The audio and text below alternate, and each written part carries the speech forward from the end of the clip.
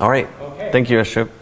So it's great being here in Albany. This is my first trip down here. I'm with the University of Georgia. I'm supposed to be going to Jacksonville, but I made a wrong turn. No, I'm just kidding. But it's great to be at Albany State. I've appreciated all of the kindness I've gotten so far, and appreciate the interactions I've had with Ashok and Rich and the rest of the team here. So today I wanted to talk to you all about biomanufacturing. So I think you gave a great introduction. Just a little housekeeping. Okay, here we go. All right, so we talk about question and answer. So I use an app called Slido. So you can access this via your phone. So if you go to slido.com and then type in this code, this will give you the access to the event. So I'll just leave this up here for just 1 minute while I'm talking. So basically what I want to do today is go into my background. I want to talk to you about kind of the need and the problems, why we are so focused on biomanufacturing at UGA, and what I think will be across the nation. And then, like Ashok said, we're going to have some alumni and the CEO of one of our partner companies do a panel discussion, so they'll talk about their background and answer any questions y'all might have about biomanufacturing. So hopefully you all got the number there, and you can log into Slido and ask some questions. We also take questions from the audience if we want to do that too. Okay, so biomanufacturing. So why is this important? So basically, this is an advance where we use microbes to make specialty chemicals, compounds like plastics, fuels, materials, and then these have led to an advance as alternative to petrochemicals. So I don't know if you follow the news today, but basically the earth is on fire. We have a huge problem with carbon emissions, with climate change, and so we're really not doing nearly enough about this. And so I could have a whole other talk just on this problem, but basically it's up to you, young people to help with this. People like me, we do what we can, but it's really the earth is, y'all are inheriting this, and we all have to work together to make this a better place. And part of that is through, moving away from these petrochemicals, other ways of doing things. So bioengineering or biomanufacturing, this has become a really hot topic now, all the way up to the executive level. And so the reason is this last statement here, is that the bioengineering is going to account for 1/3 of global output for manufacturing by the end of this decade. That is going to be a value of $30 trillion. And so right now, the U.S. GDP is $21 trillion. So this gives you kind of an idea of the scale and the impact that bioengineering and biomanufacturing will have in the future. So a little bit about me. So this is me here with the mullet. So I was a student at UGA. I started out as a chemistry major, became a biochemistry major, and as part of our training, I had to do research. And so, like a lot of students, I had trouble finding a lab. I didn't know kind of what I wanted to do. And a buddy of mine said, "Hey, I've got this professor. This is Professor Lars Youngdahl." I didn't know who he was. I didn't know he was like this super famous scientist. He has a bacteria and a pathway named after him. And so I went into his office, and he's like, "Well, your grades aren't so good, but I'll take you anyway." And I was able to impress him. And actually, I direct admitted to grad school in his lab after I graduated. And I decided this is what I wanted to do. And basically what we're interested in is breakdown of agricultural waste. So what is a good way to break down waste? Well, you can feed it to a cow. So cows eat a lot of grasses. They turn that into energy and biomass, and they have microorganisms that help them do that. And one of those organisms is this fungus here. This is an anaerobic fungus, so it's a really weird.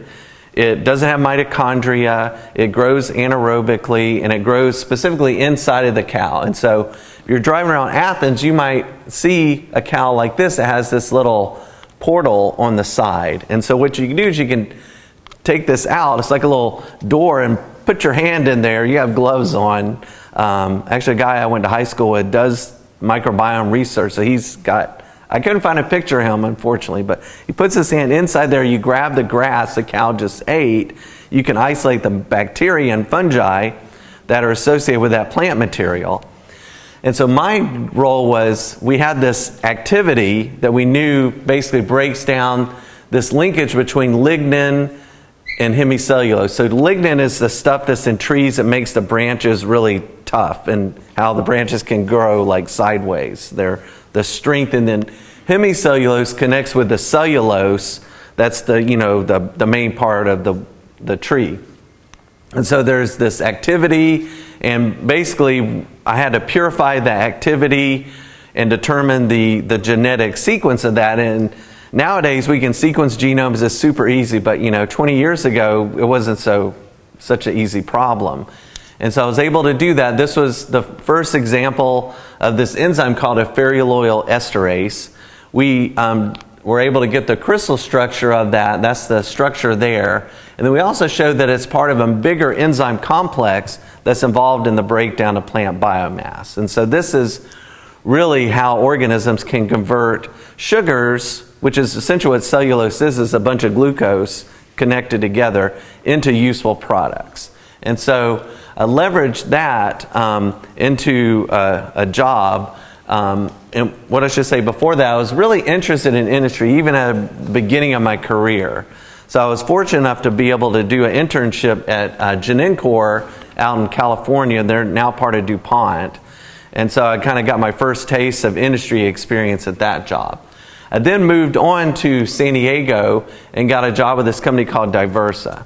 Diversa's interest is in enzyme engineering. And so what they do is they'll take dirt.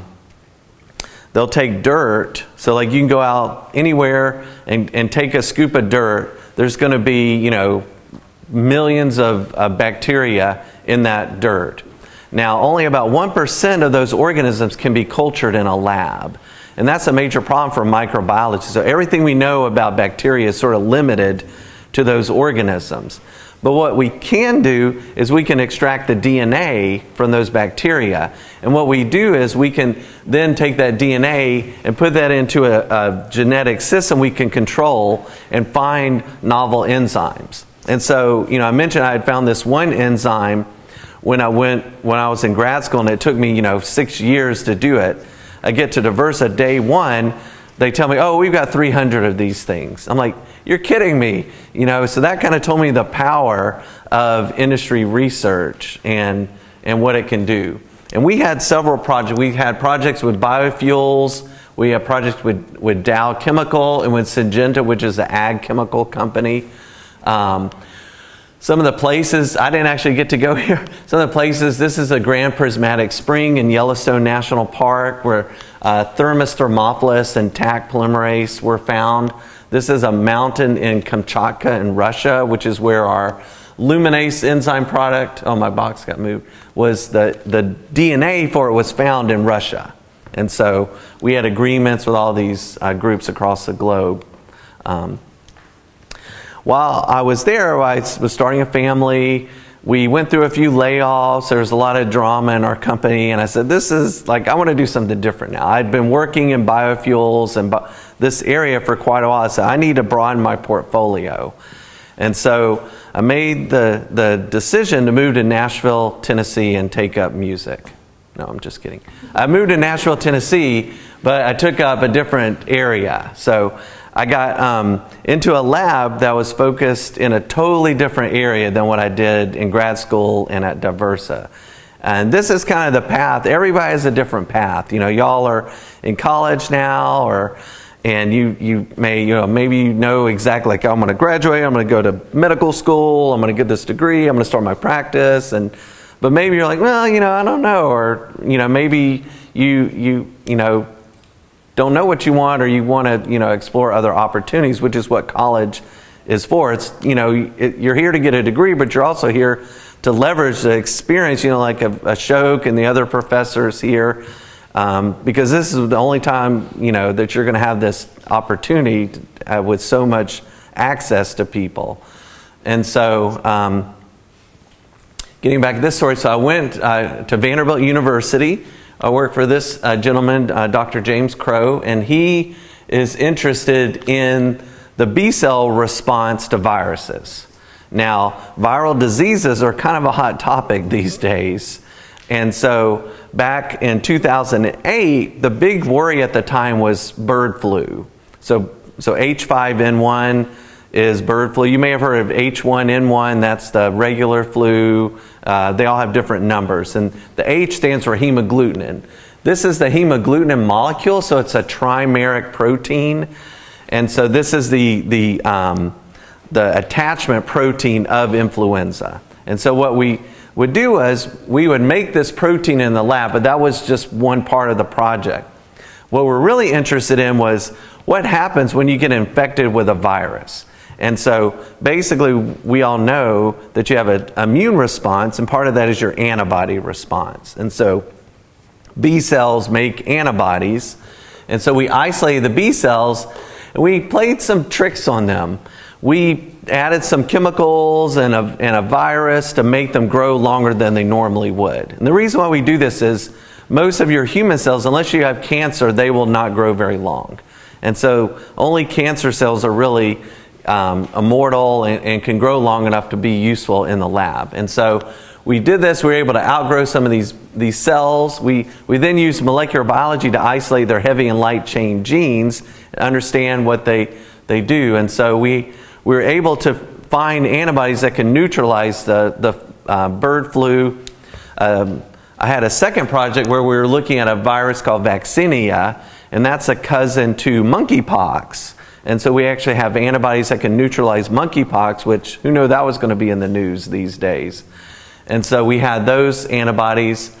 And so I left the Dr. Crow's lab in 2011. And since then, he's worked on COVID. That's an obvious target for him. Their lab was able to develop this product called Evusheld that's now licensed by AstraZeneca. And what it is, it's two antibodies. So if you get COVID, they give you a shot with these two antibodies, and it can help give you passive immunity from the coronavirus. And so this was developed using survivors of COVID that they then isolated their B cells and found these antibodies. And so I'm kind of proud that I was part of the development of that technology. And we're now going on to use that to do other things like working with this company Vipera. They're interested in snake bites. So the products that can be used to treat snake bites are not very good. That's basically horse serum, which if you get treated twice with that, you can have an immune response. The safety profile is really crappy. And so we're going to find antibodies that can neutralize snake venom in the future. So pretty cool stuff.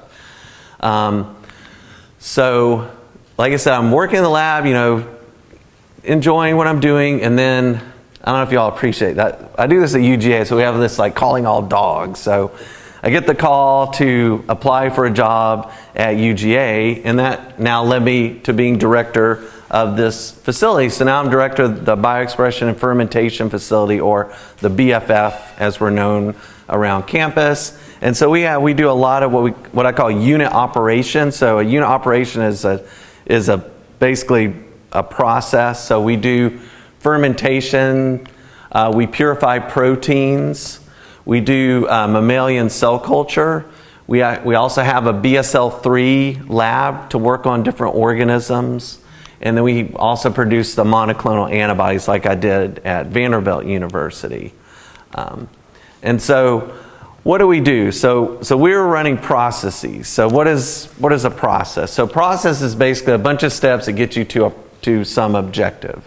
And so for us, we're taking biomass and we're doing different things, and we may want to crystallize that to get a 3D structure like I did in my PhD. And we have different goals. We may want to increase the product yield. We may have contaminants we want to get rid of, cost, robustness of this product quality, you name it. And so what we do kind of depends on our goals. And so how do we get to those goals? So you may have a process like fermentation. You have inputs, which would be your cells. And then you have factors that you can control, like the temperature and the media you grow the cells on. And then you have uncontrollable factors. That's what I call biology. Just stuff happens in biology you can't control. And then you have an output. Maybe you want protein. And so this is kind of a process. So we do lots of different processes. And so understanding that is really important to be able to create products and do research.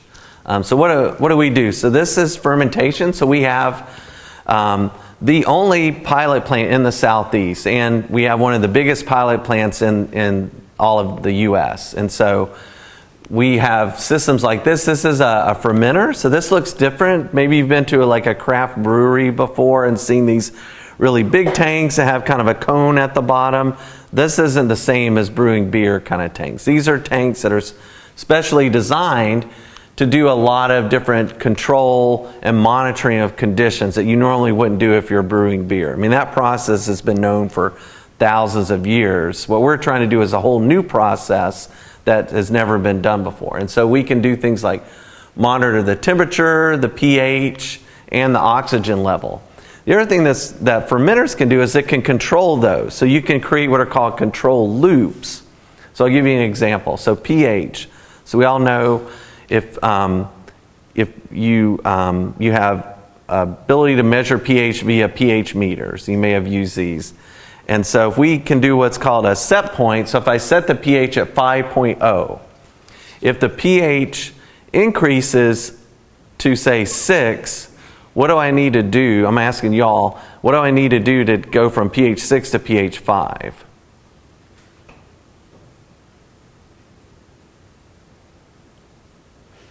So I need to add some liquid to that to drop the pH down. What would I add to go from 6 to 5?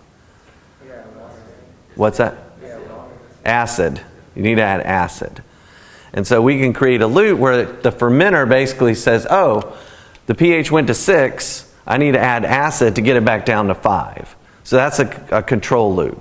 And so you can create lots of different control loops.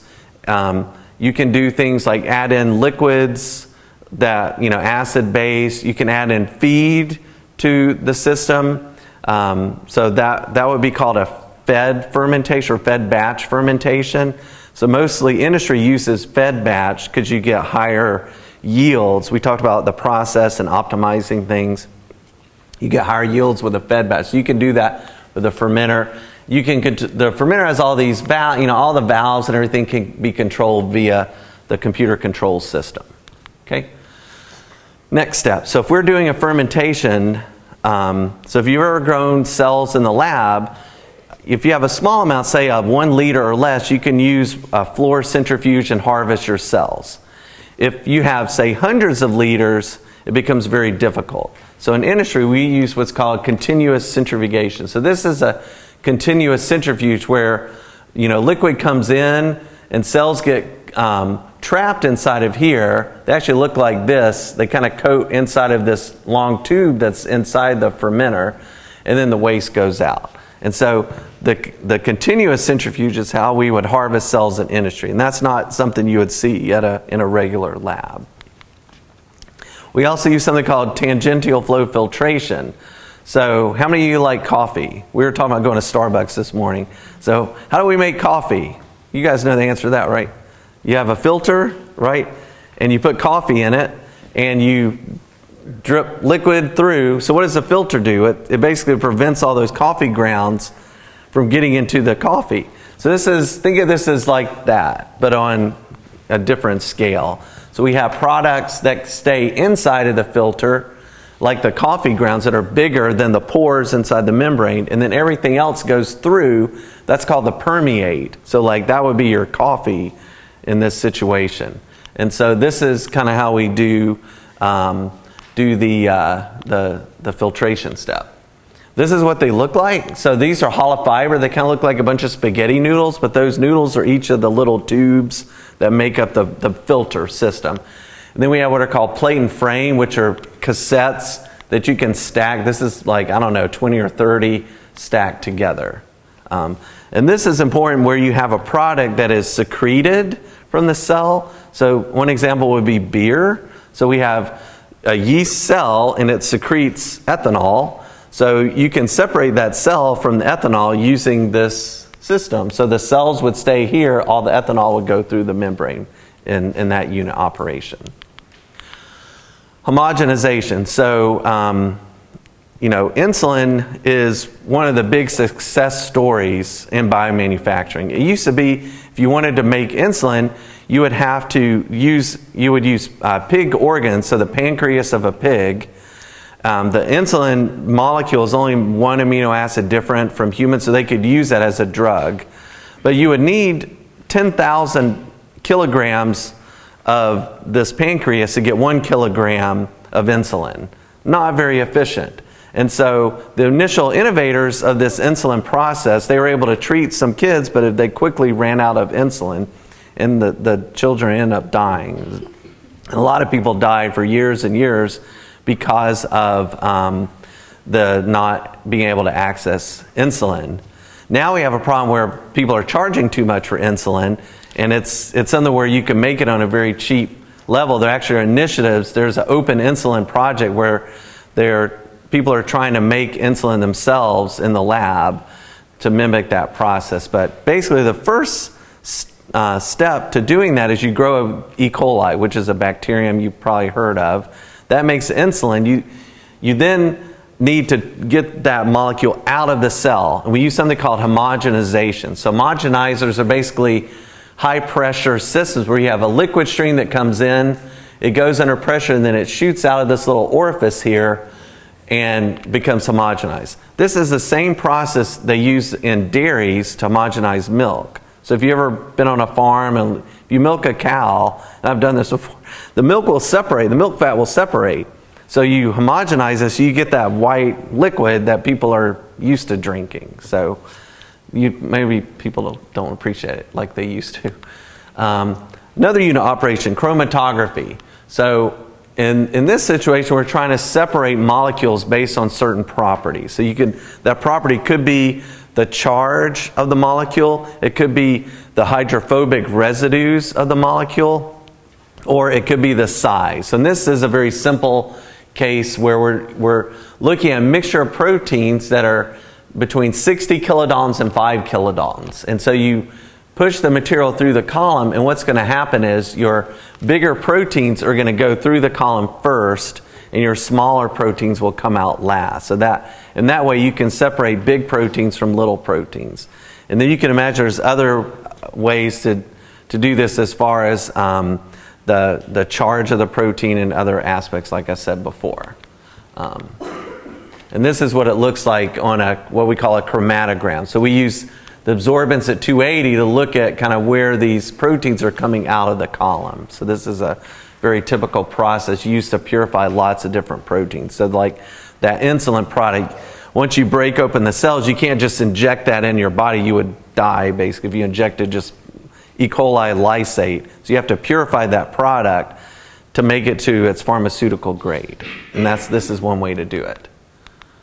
Okay, another unit operation, spray drying. So if there's a company in Augusta called Manus Bio. They make artificial sweeteners. They actually took over a plant from the company that used to make aspartame or NutraSweet.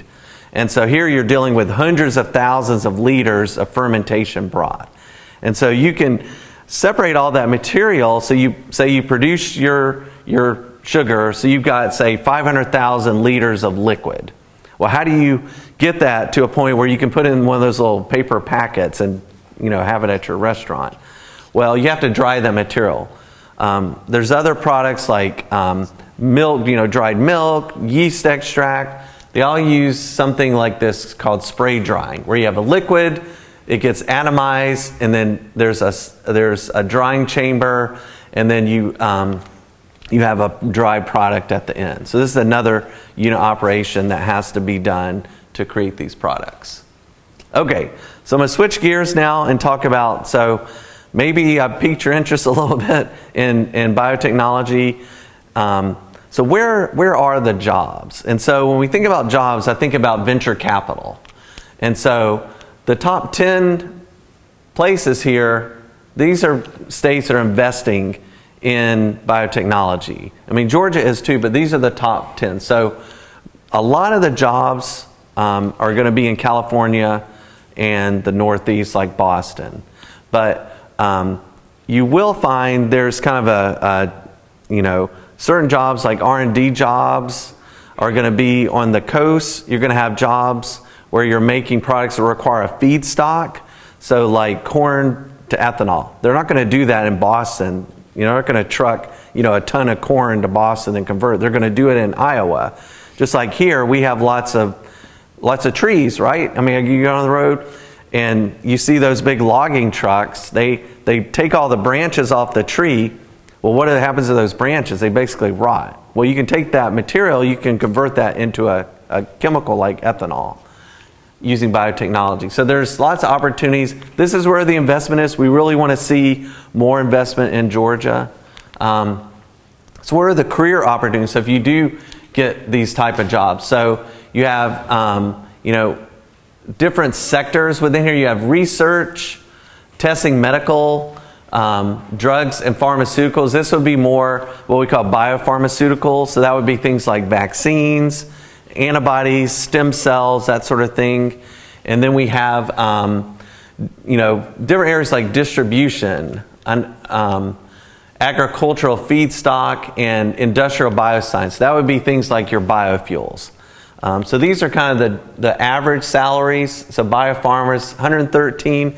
San Francisco, you make about $160,000 on average, but it's very expensive to live in San Francisco. So if you the average salary is a little lower for ag feedstock jobs, but the cost of living is much lower in those parts of the country as well. So you kind of have to kind of take this numbers with a grain of salt. But the message here is there's jobs, they pay really well.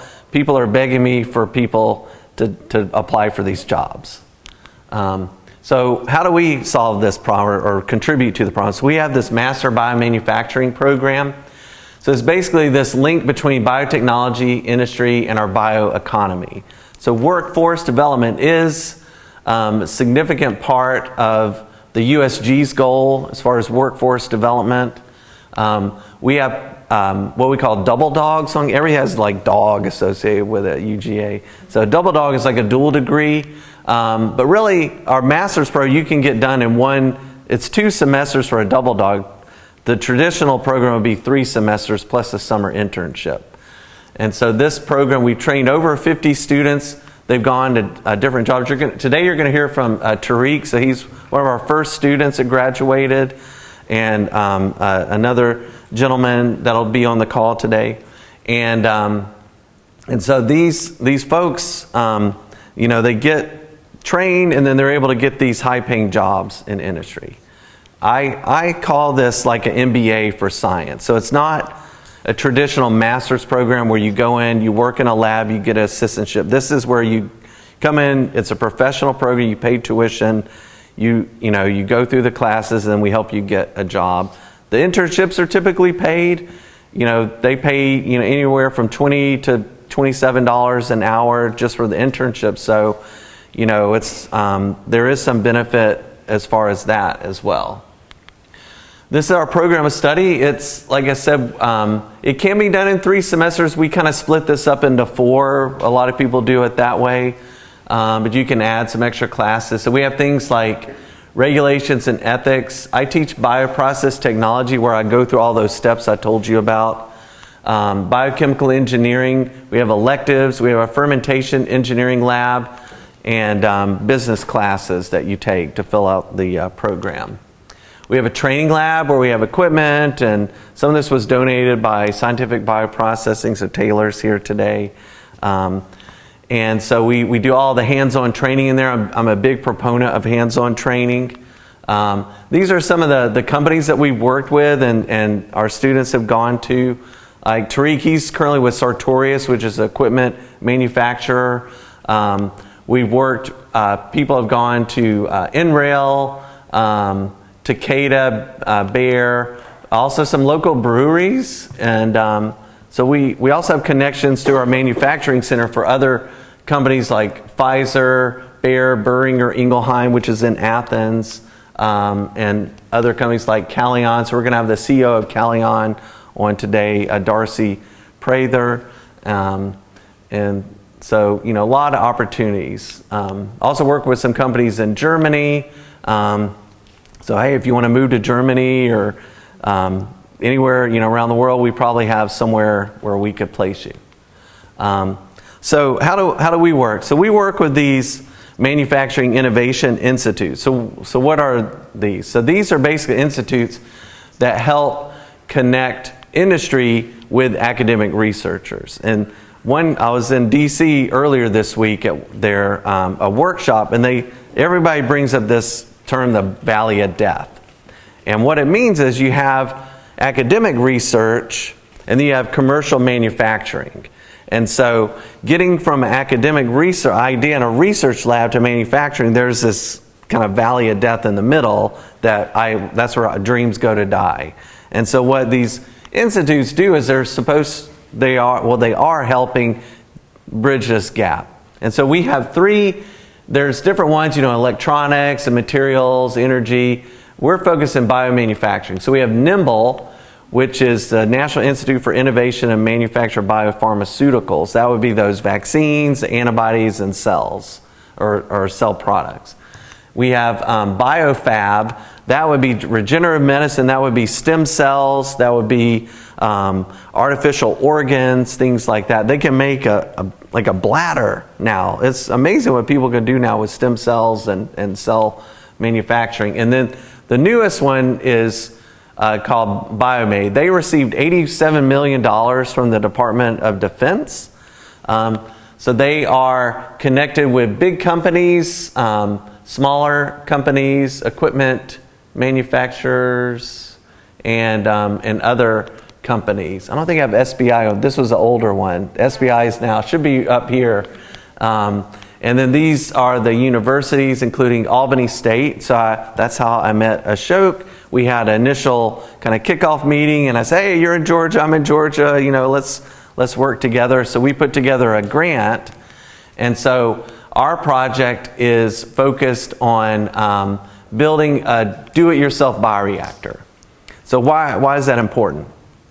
So the cost of a bioreactor, even a small one, something that could grow cells the size of like a gallon of milk, that costs about $30,000 or more, up to $100,000. These are typically not within the budgets of most schools. UGA, we're able to get a couple for education purposes, but most schools you can't get any. If you've got a room full of students like we have here, you're not going to be able to have enough equipment to be able to teach what you need to teach.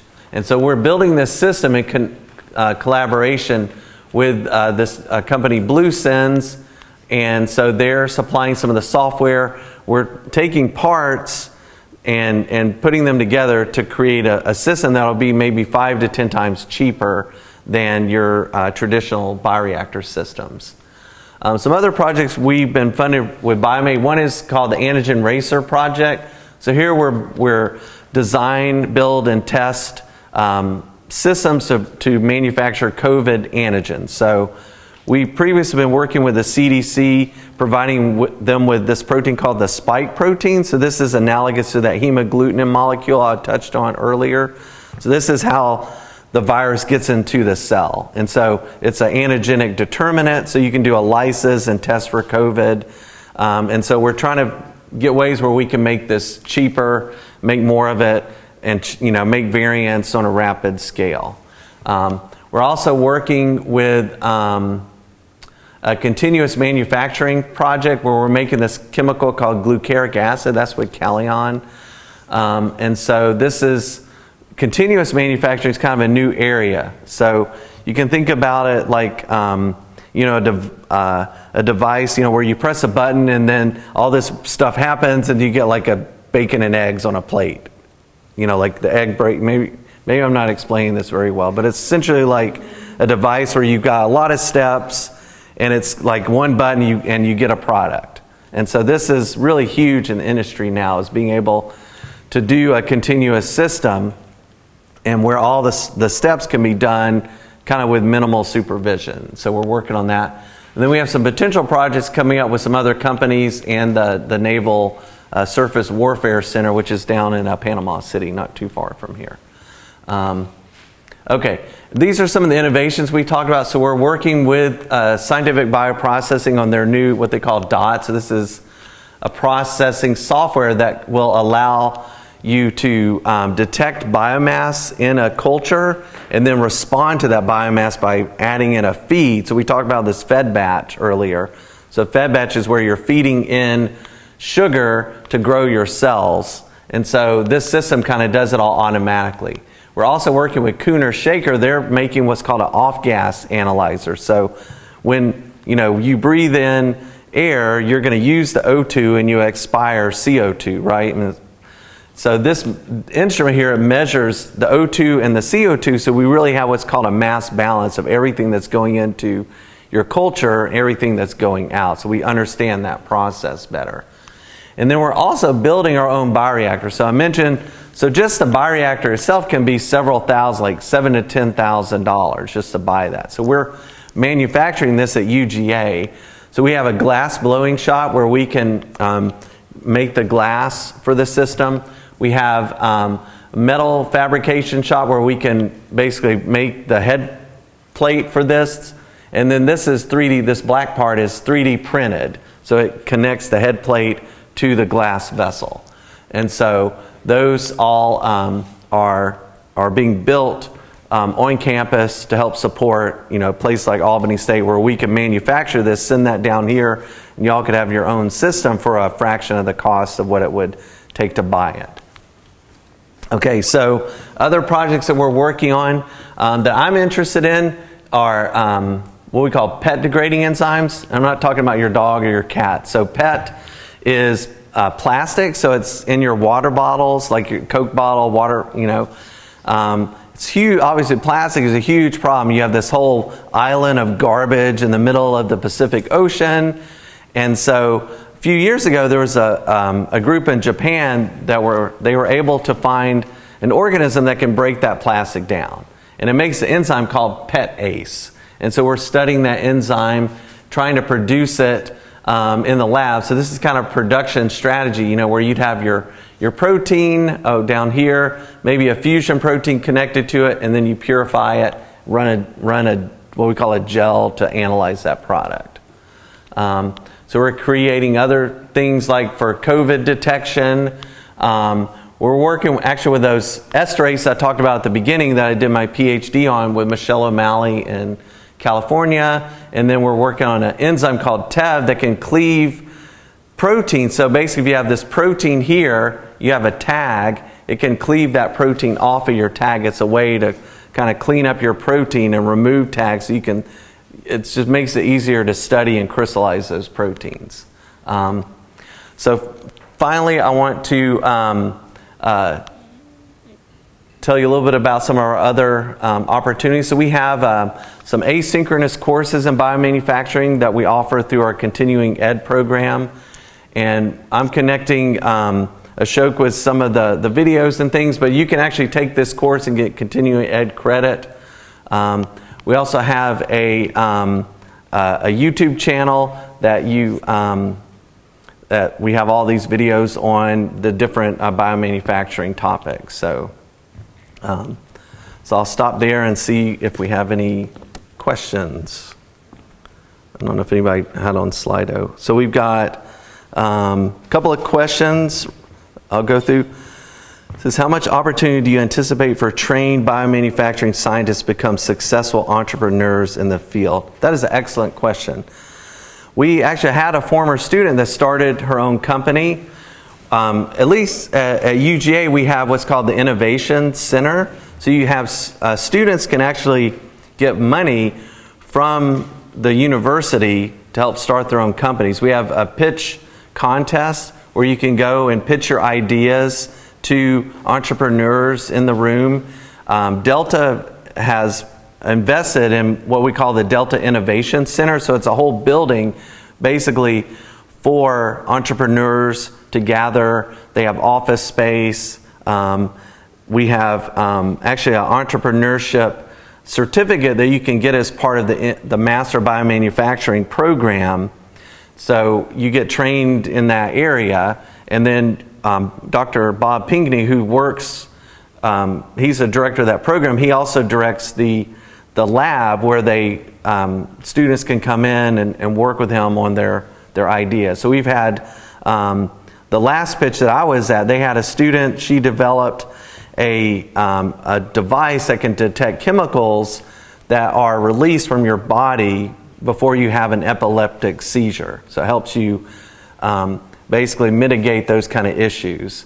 We had another person. She's developing enzymes to treat metabolic diseases. So there's a lot of cool ideas. I mean, don't think like if you have an idea that you can't bring it to market, because we have students that are doing that every day. And so as part of this master's program, you might come up with an idea based on things that you learn about in class.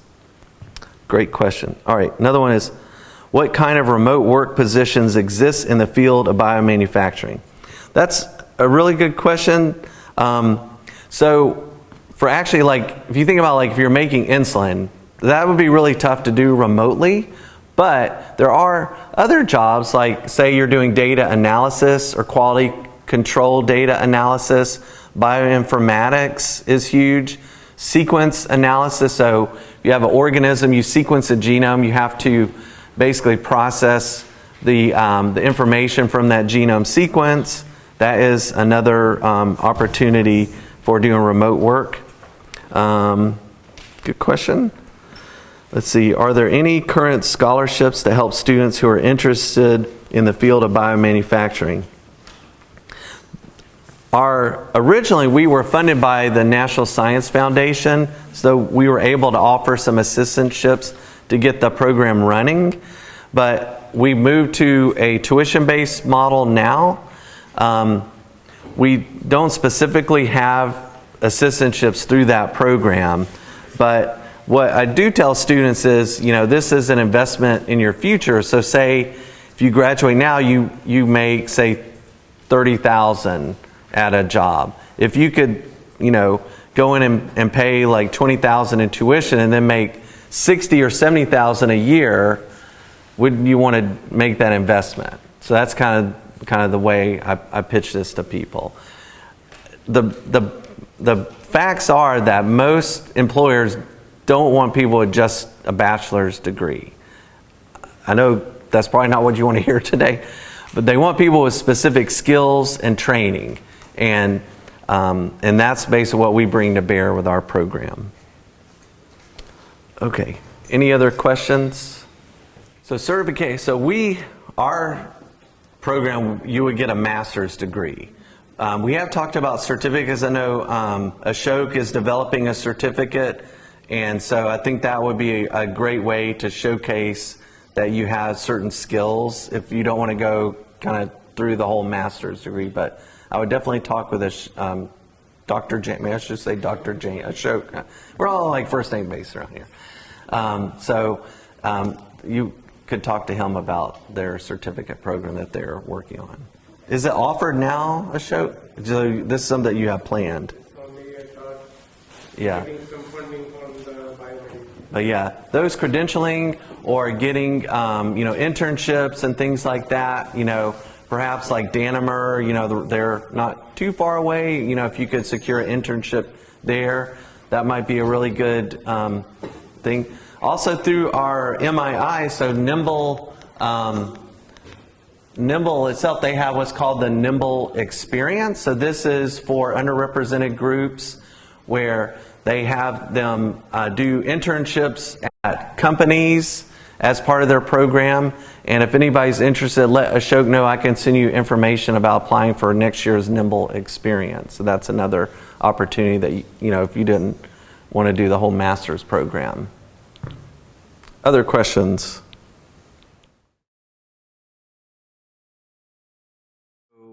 I'll just start kind of in the upper left here with Ssempa Kisaalita. So I'll go in and what we're going to do today is we're going to have everyone, the panelists are going to introduce themselves, and then we'll open it up for questions. I'm expecting a lively discussion today. So why don't you, Ssempa, why don't you go ahead and going to introduce, I should turn my video so you can see me. All right. Hey, I'm not a I've got the background here, so yeah. All right, Ssempa, go in and why don't you introduce, kind of tell them about your background, where you are now, and kind of what, whatever you want to tell them, I guess. Sure. My name is Ssempa Kisaalita. I graduated from the MBB program in May of 2019. Since then, I've been working in Austin for a company called Molecular Templates, which is a clinical stage biopharmaceutical company which primarily works on developing novel therapies in oncology. Cool.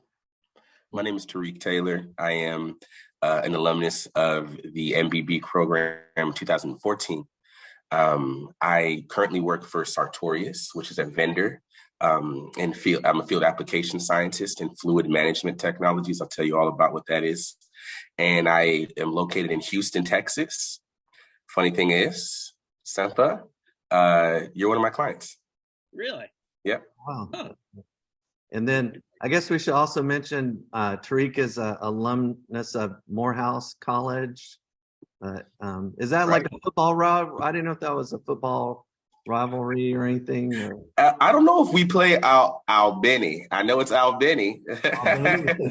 I don't know if we play him every year, but I think we played him in the past. So yeah, once I found out that this was for an HBCU. I mean, obviously I do this panel for anybody, but HBCUs are very near and dear to my heart. And I actually have COVID right now. I got COVID from my alma mater's homecoming this last weekend. So wish me luck. If I sound a little froggy, it's because I'm sick. But all right, well, love you guys. Yeah. All right. So we have Darcy. Can you hear us, Darcy? Oh.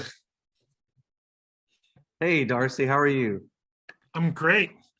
Good. So how are you all doing? Good to see you, Tariq. Hi, Darcy. I can't contain my smile. Good to see you. Great to see you. Yeah. So yeah, I was just at the workshop this week with Chris. So it's good to catch up with Chris Prather, Darcy's wife, and up in DC. You were at that workshop? Yeah. So Dr. Awesome. Prather, Chris Prather, she's a faculty at MIT, and so she led the biomanufacturing workshop that I was at in DC this week. So Darcy, we're just doing some introductions now. So maybe tell us about yourself and Kalion. My name's Darcy Prather. I'm CEO of Kalion. David was just talking about Chris Prather. That's my wife. So she's a professor in chemical engineering, and we joined sort of our backgrounds together to launch a company called Kalion that does biomanufacturing of a molecule called glucaric acid. My own background, I did MIT undergrad. I grew up in St. Louis and then went to MIT where I studied electrical engineering and science, technology, and society. And then I went to Oxford on a Rhodes and did philosophy, politics, and economics. So I could not stay focused. I'm all over the place. My wife was super focused. Combine those two, and we're able to launch Kalion together. She is also one of the best note takers that I've ever seen. She took all the notes for this workshop. She was just like going crazy. I mean, and they're all organized like bullet points and just really excellent. So yeah. All right. Well, that was a great introduction. So what I just did with the participants here was I went through my kind of biomanufacturing spiel. We had some questions from the audience. So I've been using Slido, but I'm not seeing any specific questions. So maybe we can just, you all want to either tell me that I can repeat that back to the panelists. So I'll just open the floor up for questions now. Or you can put them on Slido if that's easier. If you want to be anonymous or whatever.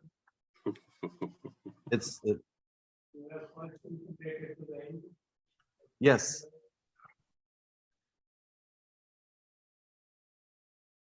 So the question is for Tariq. So as a field application scientist, can you just go into your role or what that looks like your job functions? Sure. So just to give you a background in general, so within the industry, you have the kind of PhD master's scientist side of R&D and even transferring that technology to manufacturing. So you have that side. Then you have the manufacturing side, right? And those two, they speak to each other. But one other side of the industry that people don't really talk about is a lot sometimes, in my opinion, I don't feel like I really knew about it a lot, is the vendor side, right? So I'm a vendor. And what that allows me to do is, well, it depends on what role you choose. But if you choose a technical position within an industry vendor, you're able to be a scientist while also interacting and networking and building your network and also building your skill set, wearing multiple hats at once, So what I do as a field application scientist, I'm in the field teaching people how to apply the science of the product that I have, okay? If you think about it like that. So I may do pre-sales. A pre-sales scenario would be Tariq going to do a demo, or a conference, and I'm demoing or presenting to a bunch of people who don't know about the product. Pre-sales, they haven't bought it yet, right? Then there's also post-sales. If you've already purchased it, you need training or something like that. I'll come to your company and I'll do a training for you.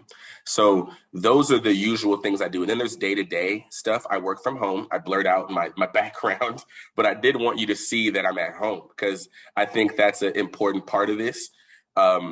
If you're the kind of person who is a good self-starter, likes the idea of working from home and working remotely, this would be could potentially be a good position for you.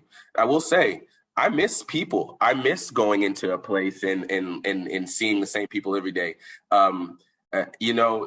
Blum was one of those people that I saw every day for years and years and years. And that kind of stuff really does also help to build your network. So if you are into that, going into like a brick and mortar place, I think that's still a great thing. But if you're open to the idea of traveling and working from home, I think this position would be a great opportunity.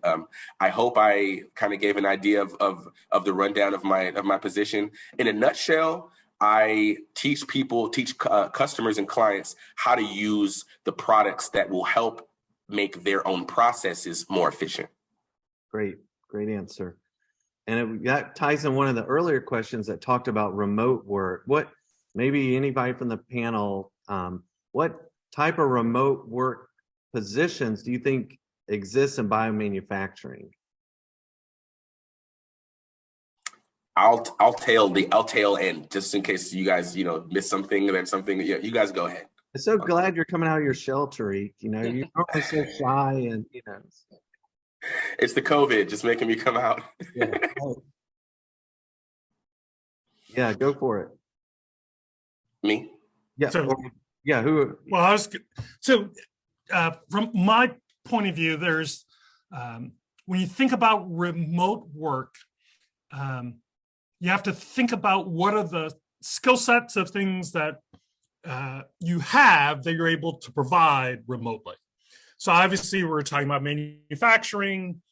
Most of manufacturing, you got to be at the site, right? Now the site can be in interesting places and what have you, but ultimately you generally need someone to crank the lever or turn the lever. Now that it is becoming a place in which you can do more things slightly remotely. And what do I mean by that? So the level of automation in a facility is increasing. And so with that increase in automation, that doesn't allow for folks to be slightly more flexible, right? So maybe you don't have to physically be in front of the machine anymore. You can be sitting back in the office or the control room, but still they generally want you on site. So then within biomanufacturing, if we think of it as an industry, frankly, most of the jobs can be done outside of the factory, right? So if you're trying to build a company, you got your sales team that Tariq was just talking about. And that sales team, that support team, much of their day they can spend remotely, no problem. Even when you think about much of what the scientists do, there's a piece in which you got to be in the lab. You got to have the shake flasks and the titers and the beakers and individually pour and shake and do whatnot. But increasingly, if you need to do some background research on, well, what am I not thinking about? Let me do a scan and see what knowledge already exists on the web.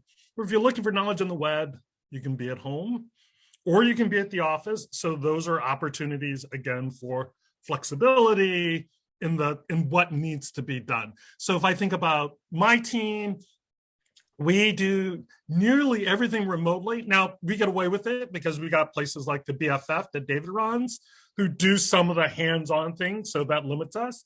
But at the same time, the thinking of the project that we believe that we're putting in, that can all be done remotely. We were doing remote work before it was cool, so to speak. So a lot of our investors and business partners are like, oh no, COVID, are you guys going to be able to adjust and work remotely? Like, we've already been doing it for 5 years. It's not a big deal. A lot of people said it's a big deal, but if you're genuinely interested in the work, it's not a big deal. It is more challenging for people who are not genuinely interested in the work. And when they're at home, they therefore lack the discipline to sit, get the work done. They hear their favorite song, they get distracted. Oh, was that a bird? What was that sound? Let me go investigate. So if you know you have that, don't look for remote work. If you're easily distracted, don't do that to yourself. Find an office and go in. So well said. Those are a few comments on that. Yeah, and Ssempa, do you have anything to add? I know your job is probably mostly in the lab, I'm assuming. I am on site pretty much every day. But I will say my company, since COVID, I believe there's still a third of the people working remotely. So there are people that can work from home, and then, there are the people that still have to come on site like me. I will say I have seen more and more work from home jobs or remote work jobs. So they do exist. But for me, I'm definitely on site. I got to be there. Now, Ssempa, are you there 20? Are you there every single day, or do you some days you're in and some days you're out? What's your? It depends. When I'm doing fermentations, I usually have to be there, but when that's not going on, I can work from home. Question for you, Ssempa. So those positions that are becoming more increasingly remote, are those typically manufacturing positions? Are they QA positions, or what kind of positions are those? Those are usually so in my company, a lot of the HR, a lot of the finance people work from home, but then you have directors that can do most of their job from home, and they will have some scientist on site. But even now, a lot of those scientists will work from home for the majority of the week, come in, run their experiments, and then they'll, Got it, come back home and do the data analysis. So the typing, the computer work can be done from home. I think, Darcy, what you said was really important about building a skill that can be leveraged remotely. I had to kind of cut my teeth and, as they say, pay my dues at a CMO in Baltimore. Actually, before I moved up there, I called you, Darcy, and I really appreciate that conversation to this day. Oh, so yes. So I went up and worked for a CMO, a contract manufacturing organization, which is actually what the BFF is at UGA. And I was able to build skills that directly helped me pivot into remote work. So I think that is still a very important point that Darcy made about building a skill that can then be leveraged for remote work. Right. Other questions? Yes. Moving from academia to there are could be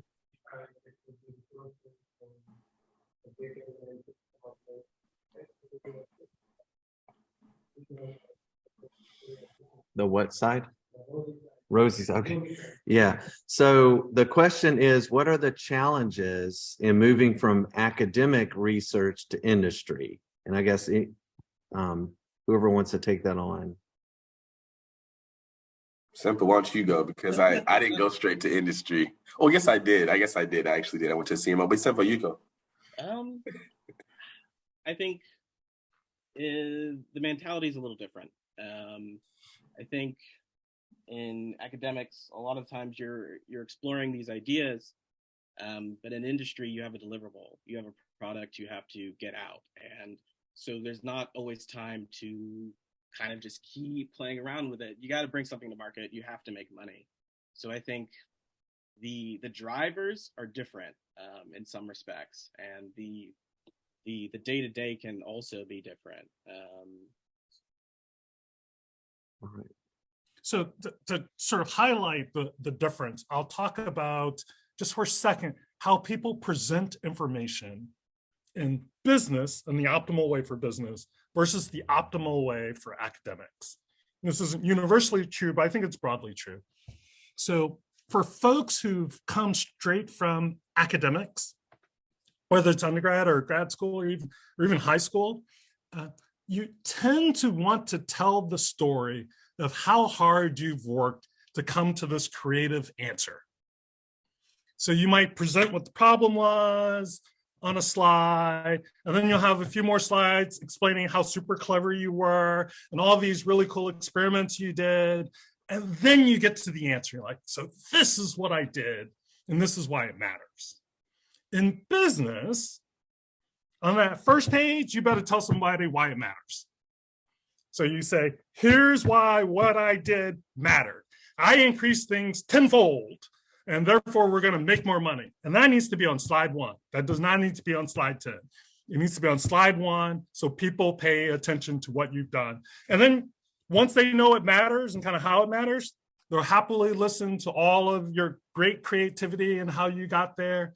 But that in many ways encapsulates what Ssempa was just talking about, having a deliverable. A deliverable is, give me something that matters to my business. And you talk about that up front when you do a business presentation, but you can often talk about that at the end on an academic presentation because you want to explore the deliverable in many ways are the ideas. So you want to really talk about, I looked at this idea and that idea, and all of that really is part of the deliverable as an academic. At least that's my point of view. Yeah, and then the other side of that was, what do you like better about industry versus academia? Kind of what's the rosier side of industry? Happy to take that. The rosier side definitely is, industry, businesses in general, they operate for profit, right? So just based on that alone versus the model of an institution, academic institution, they have two different motivations, right? A motivation of an academic institution isn't to just solely make money, unless you're at the University of Georgia. No, I'm kidding. I'm kidding. But they do a really good job at making money at UGA. So they do. So the reality is that you're not going to have the same cap, right? They actually are, they're incentivized in industry to give you the money that you need, right? So a part of it is of the better part is there's more money in industry, of course. But like I said, the thing about academia is the amount of networking that you can do there, and the level of skill development, especially skill development without having to have the investment that you would need in other places. Whether it be, for instance, at UGA, the kind of hands-on work that I was able to get on bioreactors, the kind of ability to be able to make a mistake and things like that. We're talking about deliverables, we're talking about bottom lines in industry. There's no room for mistakes. Not only that, they also make your ability to impact a conversation limited, right? They don't want you to be able to mess up the bottom line, right? So you're supposed to focus on an SOP and not at all deviate from this SOP, okay? And in that, actually, that's one of the major differences right there. Academia, you're actually getting to the bottom of a question, and you will do whatever it takes to find the positive solution to that question. Whereas in industry, you might know how to fix something, but if it's not according to the SOP, you might get some pushback, right? They want your what's an SOP again? I don't know. That's right. Thank you so much. Okay. An SOP is a standard operating procedure. You could think of it as your recipe for creating that product that Ssempa was talking about, right? So once you take it from the lab to manufacturing, they want to have this recipe as figured out as possible, okay? They don't want anybody that thinks that they know what to change that. No, okay? And if you do change anything from this standard operating procedure, it's called a deviation, okay? And you don't want to have deviations. So with that being said, industry, they don't really need you to be a thinker when you're on the manufacturing floor. You're an executor. You're an operator. You're not a thinker.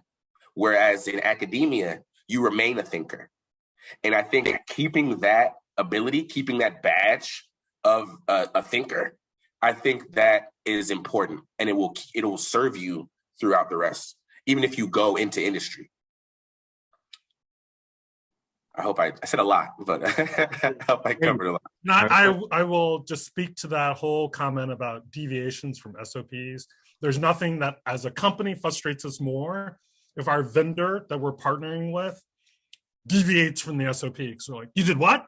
Now, sometimes they happen to do something that we like, but in general, if you need to make a change, we're like, you got to check in with us. You got to check in with us.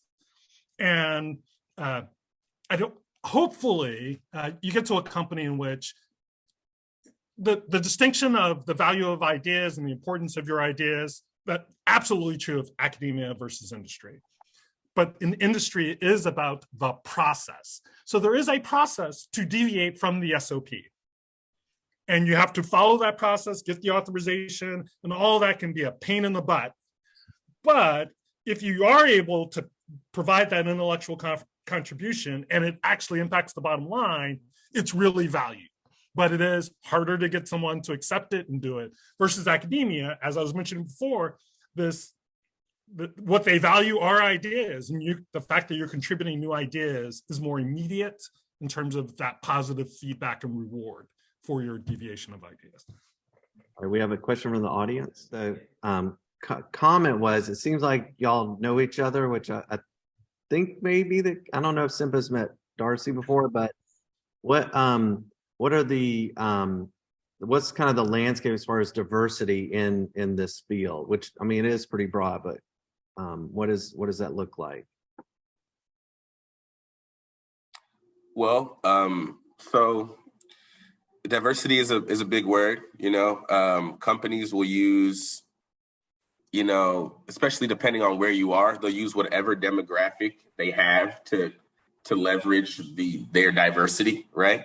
But when we're talking about diversity right now, I think we're talking about Black people in biotech. And the reality is that we're moving towards biotech, okay? With programs like this, I'd say our curve is definitely going up. I'm not saying that we've reached even close to saturation point. That's not where we're at. But I think our curve is going up. I just came from Baltimore, right? That's where I was living. I was living in Baltimore, Maryland. This is one of the largest populations of urban Black folks, right?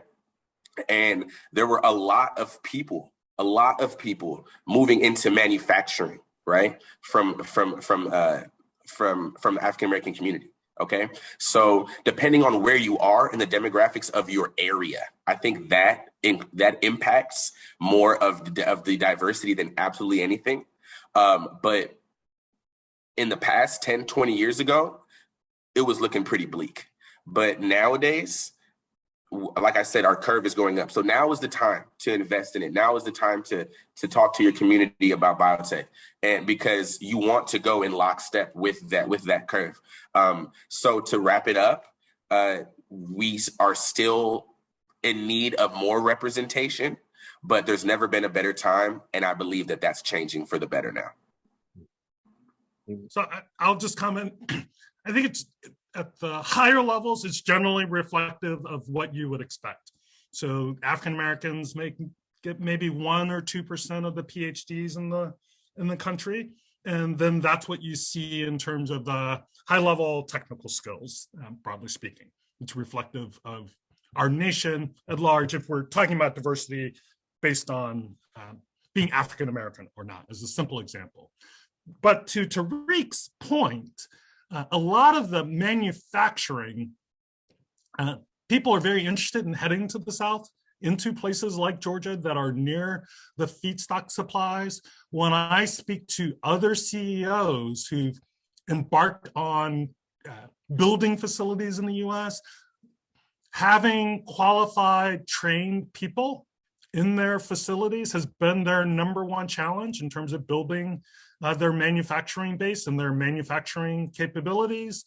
They are talking about there's one that's actually in Georgia, and it's like that is his biggest battle, is finding people who are willing to do the basics. He's like, I'm willing to do the training that's necessary, but I need someone who's willing to show up every day on time and just do the basics. It's not necessarily high-level intellectual skills. They want that if you have it, but it's not the opening requirement.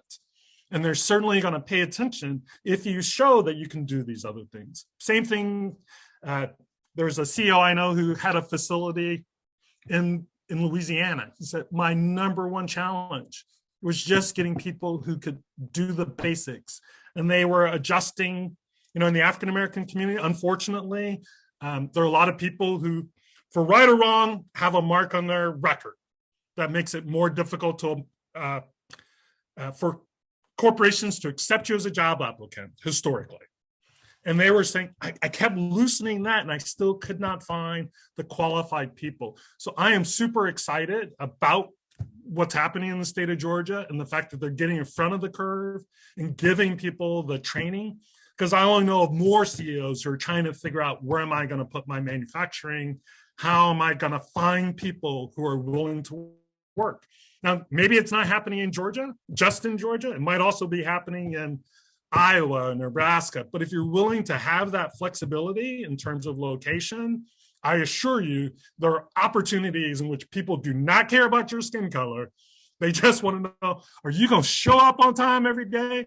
And if you can't show up, let me know. Give me a notice a week or two. Right? Give me a week or two so I can plan, so I can just know if you're going to. But, just not showing up, that does not work, especially in a manufacturing environment. Can you add anything to that, Ssempa? I think you guys covered it very well. I don't know if I have much to add. All right. Other question? Yes. I hope you all heard that. It sounded like you did. We didn't hear I'll repeat any of that. Okay. I will repeat. I will try to repeat. So basically the question was about automation and jobs. Okay. And so what is the impact of automation as far as on the industry and as far as jobs, where, things are becoming more and more automated. How is that going to impact the number of jobs and kind of the type of jobs, I guess? Is that kind of sum it up? Yeah. Okay. Well, I got something to add. So automation, when you think of automation, sometimes you think of like an Amazon warehouse in the future and Wall-E or something where like there's no human beings and everything's on a conveyor belt. Automation in biotech still does require execution a lot of the times from a human being, right? So you may have an automated, we'll say a bag filler, something that aliquots goes, something that goes from 50. What was that? An Amber 250. An Amber 250. Okay, that's a good example, which would allow for high throughput screening of different cell culture conditions, right? So if you were able to, even with that, you're increasing your throughput with the automation. You still have to execute a lot of these things, right? So automation is a tool to allow for operators and people, whoever are using, working in facilities, to improve the efficiency of their job, not necessarily to take their job. I haven't seen very many robots taking people's jobs too much, but I have seen them making people's jobs easier, right? So if you were to maybe extrapolate that into the future, I still don't see it taking very many of the jobs away, especially because of what Darcy said, right?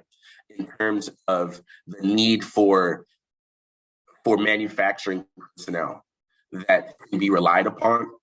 As long as that need is still so high, the automation portion actually is very helpful, in my opinion. I think that was the question. How does automation impact workforce? Right. Excellent. Anybody else wants to add to that? Sure. Even now in my job, we are trying to automate some of our processes. And there are certain challenges that we come across where we just need someone there still. So we can automate part of it, but we still need the operator. We still need someone with the skills and the know-how to make it fully work correctly. So I think I agree with Tariq. I imagine automation will eventually take some jobs, but I don't see it, not where we are now, not at the level we are at now. I think I agree. It's more of, it just helps the individual be more efficient, do more with their time. And I think Ssempa mentioned this comment about know-how. I think when you do increase in automation, the intellectual content does tend to increase, right? It tends to give the individual more flexibility.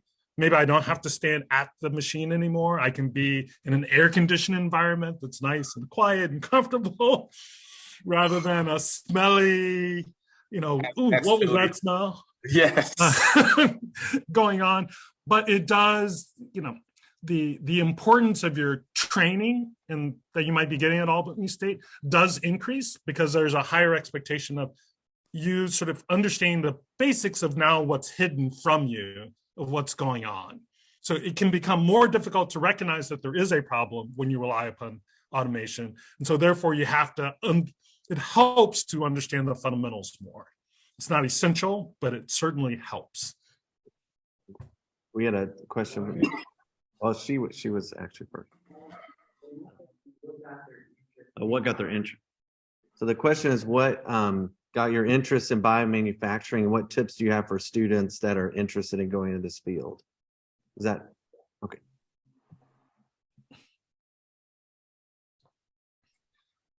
I'll go first. Ssempa, go first. Okay, I was waiting. Come on now. Ssempa, go first.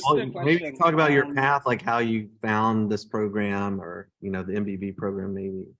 Yeah, I kind of just found it online, and it spoke to a lot of my interests. The MBB program. I had done fermentation. I used to make alcohol, like make beer and wine, and it spoke to an interest I had there. And then when I came in and actually interviewed for the program, saw the facilities, to me, it seemed like this was exactly what I wanted to do. I think there's a couple of things that appealed to me was the business aspect, the ability to take MBA classes and also get a practical skill set. To me, these two things combined would empower me to do much more than just getting, I think just a master's in science. So I think the opportunity that, going through the program would allow me to have in the future is what really drew me in. And when I got into the program, I really fell in love with the fermentation, the problems that you can solve, how to solve them. It's just, to me, it's endlessly fascinating. Was there another part of the question?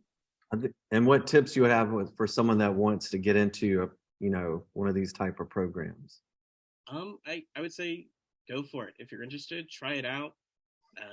Specifically talking about the MBB program, I think it's, you get out what you put into it. So I would say just go ahead and jump in and give it your all. I don't know. Yeah. I agree. Ssempa, what was your undergraduate in? Biology. Okay, cool. And how much of an impact did your dad have on? Because You didn't mention it, but your dad's a professor at UGA in biochemical engineering. So how much of an impact? Oh, I remember that last name. Yeah. Ugandan, right? Correct. Yep. You know, honestly, well, when I was younger, I used to work at UGA. I used to work in the biorefinery and anaerobic digestion lab. And I think doing those things also helped me want or led me to this program. When I saw it, I think it reflected things I've done in the past, things that have interested me in the past. But ultimately, I don't think I really made the connection to what my dad does and what I would then be doing until afterwards. And it's like, oh man, we're actually very close together in what we do now. That's hilarious. Yeah. Great. I love that. I'll add some stuff. Okay, so I came definitely from a different perspective from that. I had a Bachelor of Science in Psychology, actually. So I know, right? So now you see why I talk like this. So Bachelor of Science in Psychology. So I was doing hard science courses, trying to figure out where I was going to pivot this degree into, whether it be hard science or business. And the research that I was doing was looking at Morehouse, by the way, at Morehouse College, was looking at how termites break down cellulose as basically a model for a mini bioreactor. If we were able to model the enzymatic process that the termites have with cellulose, we'd be able to basically make anything from grass. Okay, so but it's basic research. So I was doing just mapping the hindgut. Long story short, I was presenting this research at at Morehouse, and I met with the former director of the MBB program. And once I told her what I was doing, she sat me down and she told me about the program. So I didn't even know what biotech was. You would be surprised. You would be surprised. My brain was uniquely, open to be able to take basically anything like E. coli with a space in its chromosome. I can take on anything and I'll be able to then, spit that out. But I didn't know what biotech was, but I was doing research that was adjacent to it. And the fact that I was able to do that, I think showed the former director that I might be a good candidate. Long story short, we kept in contact and I applied. And when I found out about what Ssempa said with the half business, half science, I mean, like I said before, I was already trying to do that with my Bachelor of Science in Psychology. So I said, hold on, this seems like a great opportunity to enter into an industry where I'm needed, where my personality would also be useful, so I can gain technical skills, I can be myself, and there's very little, there's no ceiling. So wait. There's one piece I'm confused. Bachelor of Science, Psychology, yeah, but you were doing termite research. Yeah, animal behavior. Okay, so it's animal behavior. So why the termite chooses to chew on the grass? Yeah. And how do we get them to do it is the first part. How do we get them to even want this? Because it's not normal cellulose. It's cellulose that's tagged with a fluorescent tag. You know what I mean? And mind you, this was also 12 years ago, so I'm hoping I still remember this very well. but yeah, so the animal behavior part was including the termites in it, and then, hey, here I am. I came in riding a termite. Great. And we had a question. Yes, sir. Great question. So the question is, what type of questions are asked during interviews? So he wants to get a job. What kind of, you're the hiring manager, what are you going to be asking him? What job you want? First question. What job are we talking about? So just like any program you're kind of getting to for grad school, you have to tailor your questions. You have to tailor your perspective to where you are in your environment. Okay. So the questions you would have for lab A, if they're doing research X, aren't the same questions you'd have for lab B if they're doing research Y, right? So first and foremost, you have to let your interviewer know that you know them and that you know what they're doing, right? And that you can present value there. Just like Darcy was mentioning, value proposition page 1. That's I think that's the best way. But in order for you to know how you bring value, you have to know you have to know the company, right? So do your research. While you're doing your research, find out what your value proposition is. Why you, right? And then from there, the kind of questions that are asked, actually, I'm just going to stop on that and pass the buck to you guys now. Yeah. So like your job is in kind of sales and customer support. Maybe questions for you would be different than Ssempa, who's in a research position. I would ask, what's your skill set? What's your experience? How familiar are you with the area? And then, from there, what are your goals? What about brain teasers? I always heard people would ask things like, you have a bacteria from the moon, how would you determine whether it's, resistant to certain antibiotics or something? Do you ever do any kind of things like that in interviews?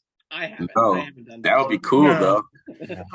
So I used to work in the broad rubric is something called management consulting. So McKinsey was notorious or famous for asking those types of brain teaser questions. We tend not to do that. For myself, if I'm thinking about someone's coming in with a bachelor's, the first level will be whoever they're reporting directly to, that person will tend to do the technical skills assessment and sort of the value proposition. So by the time I talk to that person, I'm much more interested in cultural fits and trying to figure out, are you a team player? Can I get a sense of, are you going to be able to interact with other folks? And more of what Ssempa mentioned at the end, where do you want the arc of your career to go, right? So if I'm bringing you in, hopefully, in many ways, I don't want you to want to just stay at the factory and turn a crank for the next 20 years. I want you perhaps can you turn that crank for me for a few years, learn a bunch of fundamental things, but be stimulated enough that you then want to do something else beyond that. And for me, that's exciting because I know that also means while you're turning that crank, you're going to be paying attention to other things. And you might do something, it might be something as simple as things don't smell the same today. Why is it not smelling the same? Because that might be a clue that something's going horribly wrong, that we didn't have the sensors broken that would normally detect some deviation. But because you're like, this isn't normal, it's not in my SOP, it's not in my standard operating procedures, but I know it's different. And if you can then go and tell me or tell someone something different's going on, I want folks who, on the one hand, are willing to do those basic things for me, but still maintain their intellectual curiosity. All right, we have time for one more question. Yes. How important are terminal? So the question is, how important is the terminal degree? And I'm paraphrasing, maybe relating that to the position that those persons go into in biomanufacturing. I can go ahead and start on that. So in general, sort of very general, the higher up you go, sort of the more that people want you to be a degree. That very simple proposition on there. Early on, though, the terminal degree doesn't matter so much versus your work habits, right? So people want to see that you're willing to work, you're willing to learn, and those are big clues. But at a certain point, I know this is somewhat just talking about my wife's perspective. She worked at Merck for many years, or not many years, but she worked at Merck. And people would say, your terminal degree doesn't matter. You have an opportunity to go anywhere within the company. In general, that's less true on the R&D side. At some point, if you're really running and want to go high in an R&D organization, rightly or wrongly, because you can learn a lot of things, arguably even more than getting a PhD, people just look at the letters. You can go reasonably far, but if you want to go really far, they really are looking for that. So there are folks who will spend a few years doing a lot of research in which their terminal degree doesn't matter, then they'll leave, get some more skills, and then come back and go up. On the business side, the terminal degree matters less, but at some point, getting that MBA that becomes the incremental piece. And frankly, for most people, an MBA isn't necessarily a hard degree. Like a PhD can truly be hard. There can truly be moments in which you're like, what did I do? Well, how am I going to solve this problem? I've never heard anyone say that about an MBA. An MBA might be exposure for a few people, like, oh, there's some new math. Where if you've been in engineering or science, that new math is, you're like, this is math? This is not real math. But for some folks who might have had be more from the social sciences, that math may be a little bit challenging. So those are two. So the PhD, if you really want to go far in research, the MBA, if you really want to go far on the business side, tend to be the two. Again, on the business side, terminal degrees matter much less versus are you delivering to the bottom line than the R&D side. And frankly, so just one last thing, on the business side, we can use the profit as sort of a metric. And as long as you keep passing that metric, they keep moving you up. On the R&D side, so many people have to contribute to your success. And it's hard to figure out where was that true moment of genius that's difficult to allocate. So when people are doing reviews, it's harder to make that assessment. So people tend to just look at letters and go, well, that person has the PhD. They must have been the reason for that creative breakthrough. It could have been someone who has no degree who actually did it, but that PhD person put it into the chart, made the pretty presentation, and much of the credit will go to them.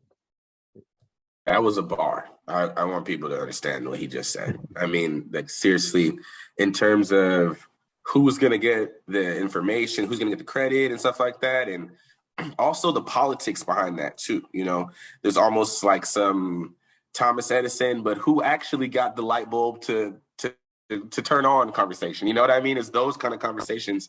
And I think what Darcy's also saying is that to protect yourself from any issues like that fully, if you're going to go into the R&D tech transfer side of things, PhD, I'd say it's important. I'd say it's important to not cap yourself. Crucial, not necessarily, but when it comes down to the ledger, the report, the receipt, actually mentioning you as the major contributor and value proposition or value added member of the team, you're more likely to get shafted on that. I have to say. So if you have the wherewithal to go for PhD and you feel like you're gonna be like you want to be in the R&D or tech transfer scientist role, I think it's fantastic. Not only that, but also it rises the tide for people coming behind you too. So if you bring that in, it's only going to make more people who look like you want to do the same thing. So, but it's not something you can manufacture, no pun intended. Like you can't just manufacture the wherewithal to put 6 years into a project. When I tell you 2.5 years in, it will take you out and you'll wonder why you did that, you know? So with that being said, if you don't want to go to a PhD route, there are a variety of different opportunities for you to have a very fruitful and successful career in biotech outside of that first silo. Absolutely. All right, great. Well, I'd like to thank all the panelists for taking your valuable time to talk to our students here. And yeah, it's great seeing you all. I'm sure I'll see you in the near future. So thank you. Let's have a round of applause. Hopefully you can hear. I have one more thing to say, David. One more thing. Yes, please.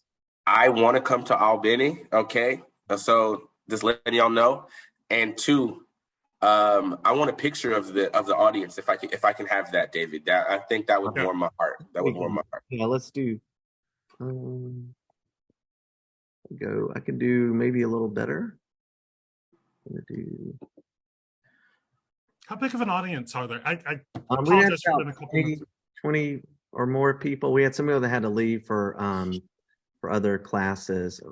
I'm going to turn off my background, and then I'm going to see how this may. Hopefully, I won't fall off the stage. But this hey is now. Hey. Yeah. What's up, squad? All right. Yeah. So you kind of get a good feel for that. Thank y'all. Thank you. Yeah. All right. Well, this concludes. Yeah. You hear they say you're definitely welcome to come. We'll put you in touch with Ashok, who is my the person invited me here. Fantastic. Thank y'all. Right. Yeah, here he is. Here's Ashok. Hey, Yeah. Ashok. Hey, Ashok. Thank you Yeah. very much. It was very nice. Yeah, thank you. You're doing important work. The training that you're providing is very important. Yeah. Seriously. No, that's like you guys are behind me. I will Yeah. jump on. Thank you, Ashok. Well, all right. Have a good day. Thank you all. Take Good care, luck to all. David. Bye.